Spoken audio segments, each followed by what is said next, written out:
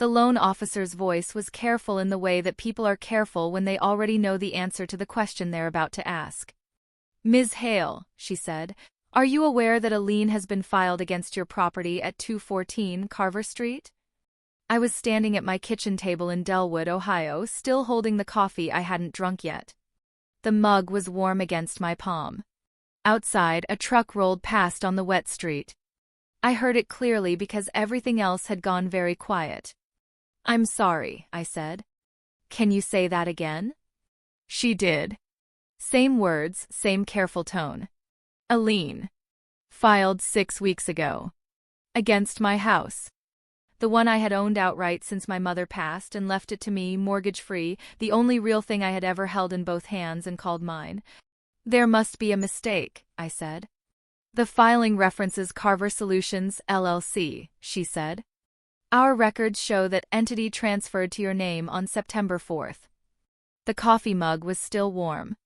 I set it down before I dropped it. "I need to call you back," I said. I didn't call her back. I sat down at the kitchen table and looked at the wall for a long time. Something went still in my chest, not panic, not fury, something older and heavier, the particular weight of a thing you almost knew but kept choosing not to. My brother Marcus had given me a company. He'd said it was a gift. My name is Diane Hale. I was 38 years old that Thursday morning in November, working as a dental office manager for a 3-chair practice on the east side of Delwood. I had held that job for 9 years. I knew how to run a schedule, manage an insurance billing cycle, and keep 3 dentists from talking over each other in the break room. I was good at the ordinary machinery of keeping things moving. Marcus was 42. He was the kind of person who always had something going. A side project, a partnership, a deal that was almost closed. Growing up, our mother used to say Marcus had a gift for seeing opportunity. What she meant, though she never said it this way, was that Marcus had a gift for making opportunity sound like it was already real. Carver Solutions, LLC had been his freight brokerage company. Small operation, he'd told me. A few supplier contracts, some logistics coordination, nothing complicated. He'd registered it 4 years ago and run it out of a spare bedroom in his house on the other side of Delwood. In September, he'd called me on a Sunday afternoon. "I want to give you something," he said. "Marcus." "No, listen. I'm getting out of the freight business. Moving into something else. But Carver Solutions has real value, Diane. The contracts, the relationships. I don't want to just dissolve it. I want you to have it." I told him I didn't know anything about freight brokerage. "You don't need to," he said. "It basically runs itself. A few supplier relationships, a small monthly draw. Think of it as passive income." I asked him why he didn't just sell it. "Because you're my sister," he said. "Because you've always been there for me. Just let me do something for you for once." I said I would think about it. He called again 2 days later. And again the day after that. By the end of the week, I had signed the transfer documents he sent through a notary service he'd arranged. My name went on the LLC. I thought I was doing him a favor by accepting a favor. I had not looked closely at the documents. That was the truth I sat with at my kitchen table that Thursday morning, with the coffee going cold and the loan officer's words still hanging in the air of my kitchen. What I had done for Marcus over the years was not nothing. I want to say that plainly, not as a complaint but as a fact, the way you state a balance on a ledger. When Marcus's first business, a landscaping outfit he ran in his late 20s, hit a slow season 2 winters in a row, I covered his car payment for 4 months. Not a loan, exactly. He never called it a loan. He said he'd make it right when things picked up. Things picked up. He never mentioned it again. When he got married to Renee in 2014, I paid for the rehearsal dinner. He'd told our mother the venue deposit had fallen through at the last minute. I found out later the deposit hadn't fallen through, he simply hadn't made it. I paid without being asked because our mother was already in the early stages of the illness that would take her 3 years later, and I didn't want her to carry one more thing. After our mother died, Marcus and I were the only ones left. There was a small insurance policy. Marcus said he needed his half quickly for a business obligation. I gave him mine too and told him to pay me back when he could. He thanked me in the way that people thank you when they've already decided repayment is optional. None of this made me a saint. The pattern ran in both directions. He borrowed in the language of family, and I kept extending credit in the same language because it was the only one we shared. I covered what needed covering. I showed up when showing up was what he needed. I stayed available in the years when availability was the thing that cost me the most, when I had my own tight months and my own deferred plans and my own list of things I kept putting off until things settled. Things never fully settled. But I kept showing up because that was what I knew how to do, and because I had always believed, in the way you believe things you can't quite examine head-on, that the ledger would eventually even out. I kept doing it because it was easier than the alternative. Easier than the conversation, easier than watching him struggle, easier than being the one who said no to the last family I had. I knew his pattern. I had always known it. Marcus borrowed in the language of family and repaid in the currency of absence. He disappeared for a while after each transaction, then reappeared warm and present and full of plans, and I would let myself believe that this time was different. That was the architecture of it. That was the thing I had built and lived inside of without naming it for years. The freight brokerage was just the first time the architecture had a lien attached to it. I drove to his house that same Thursday afternoon. Marcus lived on Sutter Glen Road, 12 minutes from Carver Street in light traffic. I made it in 9. He answered the door in a fleece pullover, holding a sandwich. He looked unsurprised to see me. "Diane," he said. "Come in, it's cold." I stepped inside. His living room was the same as it always was. Comfortable, a little cluttered, a football game muted on the television. Renee wasn't home. "I got a call from First Meridian this morning," I said. "Okay," he said. "They said there's a lien on my house, Marcus. Filed through Carver Solutions." He set the sandwich down on the coffee table. He looked at me with an expression I can only describe as patient, the look of someone who has already rehearsed this conversation. "That's a supplier dispute," he said. "It's a technicality. It'll clear up." "A technicality," I said. "These things happen in freight. One supplier gets aggressive with a filing, it creates a paperwork issue. It's not a real lien, Diane. It's a legal formality." The loan officer at First Meridian didn't describe it as a formality.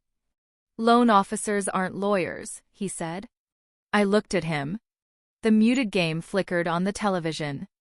"How much debt is attached to Carver Solutions?" He picked up the sandwich again. "It's manageable." "That's not what I asked." "Diane, I transferred that company to help you. There's a small monthly draw from the supplier contracts. You would have started seeing that income in the new year. I was doing you a favor." "Marcus, how much debt?" He sighed the way someone sighs when they are performing patience at someone else's expense. "There are some outstanding supplier balances. Nothing that won't resolve." "Did you know about the lien before you transferred the company to me?" "A beat. 1 second, maybe 2. The lien came after the transfer." Something moved through my hands, not trembling, not heat. A kind of fine stillness, the way a wire goes taut before it breaks. "I need the company financials," I said. "Everything. The supplier contracts, the account statements, the filing records." "You don't need to go digging through all of that," he said. "You'll just confuse yourself. Let me handle it. It's in my name, Marcus. Because I trusted you with it." "Did you?" He looked at me for a moment the way someone looks when they're deciding which version of the conversation to have. Then he set the sandwich down again. "You've been like this our whole lives," he said. "Someone tries to bring you into something good and you treat them like they're running a con. I don't know where that comes from. I really don't." "The financials," I said. "Can you send them tonight?" His voice shifted then, not loud, not ugly, just cooler. "I gave you something valuable and you're standing in my living room treating me like a criminal.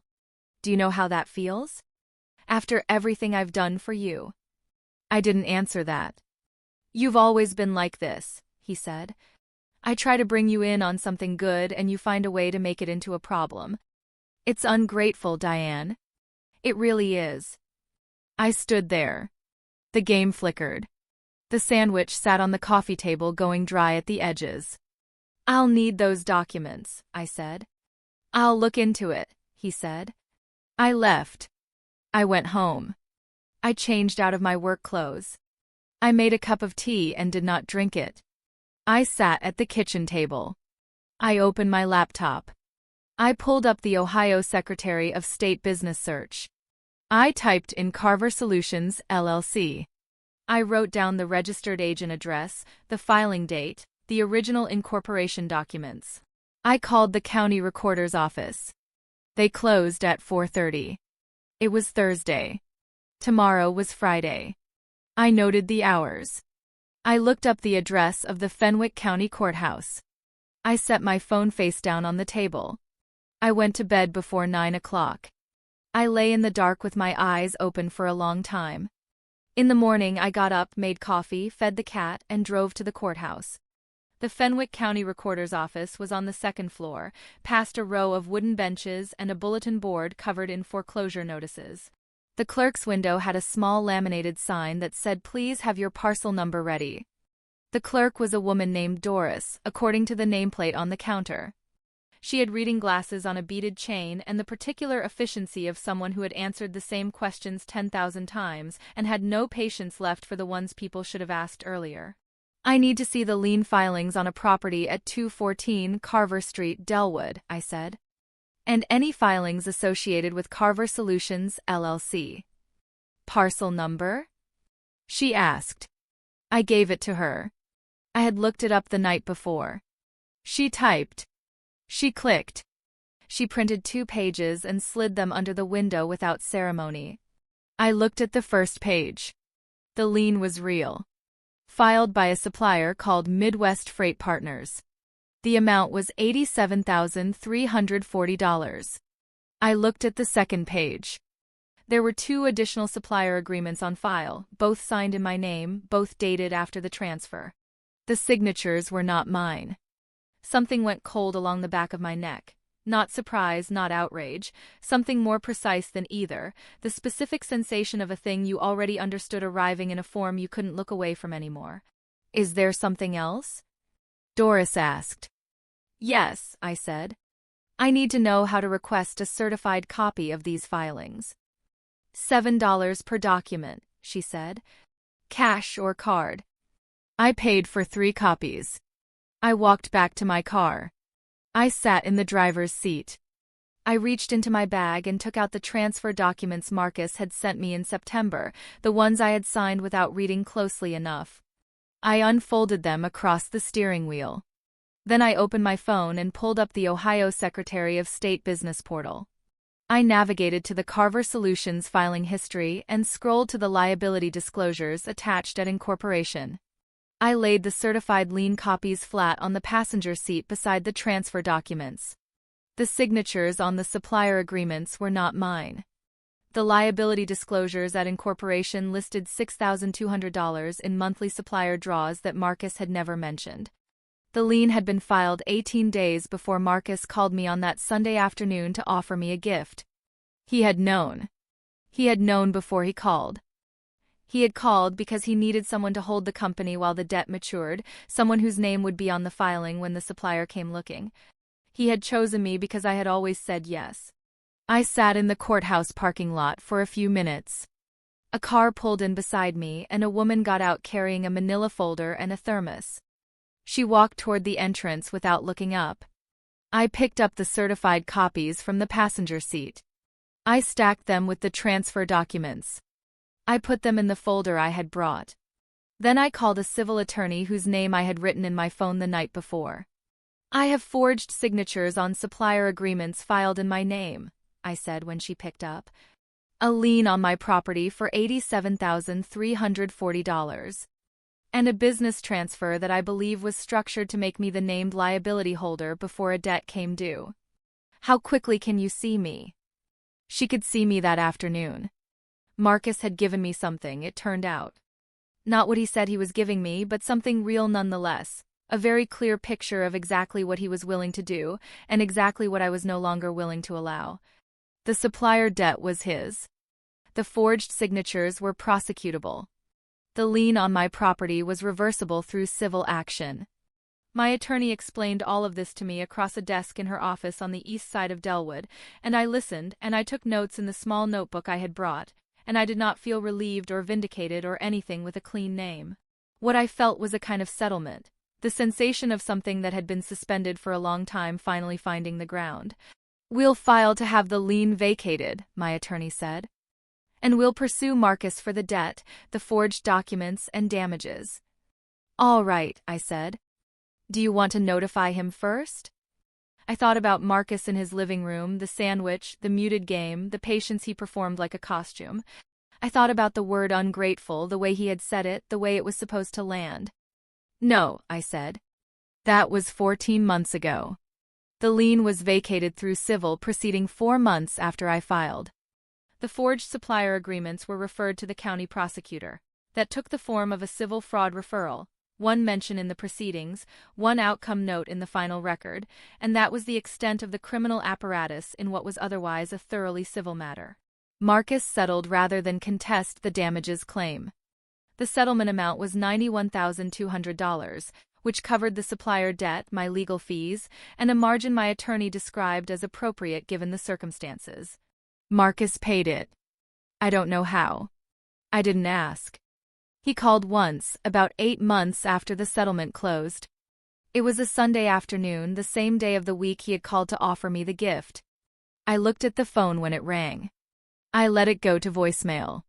The voicemail was 3 minutes long. I didn't listen to it for 2 weeks.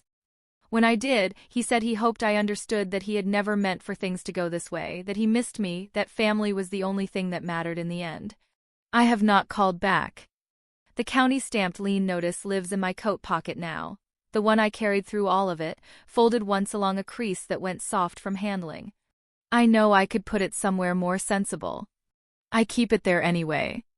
Some mornings I reach in for my keys and my fingers find it first, that soft fold, that slight thickness, and I leave it where it is. My house is still at 214 Carver Street. The deed is still in my name alone. I had the back porch railing repaired last spring, something that had needed doing for 2 years, something I had kept putting off. I did it myself over a long weekend, with a cordless drill and the wrong size screws on the first attempt and the right size screws on the second. It took longer than it should have. When I was done, I stood on the porch and pressed both palms flat against the railing, and it held. The settlement meant I could finally take care of a few things I'd put off in my own house too. I scheduled the heating inspection I'd been deferring. I repainted the front room the color I'd picked out 2 years earlier and never bought. Small things, but mine, chosen without asking anyone's permission, finished without waiting for a better time. People ask me sometimes what I would do differently. I tell them I would have read the documents. What I mean is something harder to say. I would have believed earlier what I already knew. If any of this sounds familiar, the gift that costs you, the family logic that makes unreasonable things seem reasonable, share this with someone who needs to hear it. It might matter more than you think. The lien notice is still in my pocket. The railing holds.